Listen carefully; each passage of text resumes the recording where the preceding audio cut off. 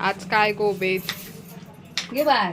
कधी इलं कधी काय नाही बेत म्हटलंस तर मी आता मुळ्याची भाजी बनवून झाली आहे माझी. काय बघ मस्तपैकी मुळ्याची भाजी बनवून झाली आहे. झाली असा आणि ह्यो एक मुळं मी शिल्लक ठेवलंय म्हणजे सॅलड करून जेवणावर. आणि आता वरण बनवतोय. वरण कसं आपण मालवणी माणसा कांदा खोबरं ओलं खोबरं हळद जिरा टाकून बनवतो ना. हळदीची पावडर टाकून बनवतो. मी काय ओली हळद आणलंय. ओली हळद गुणकारी असता औषधी असता म्हणून मी म्हटलं ही किसून वाटपात टाकतंय.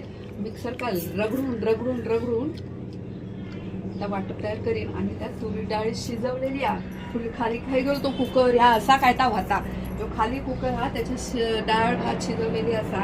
आणि ह्या जर मी हळदीचा वाटण टाकेन तर मस्तपैकी शिजवून मग त्या वरण तयार होईल.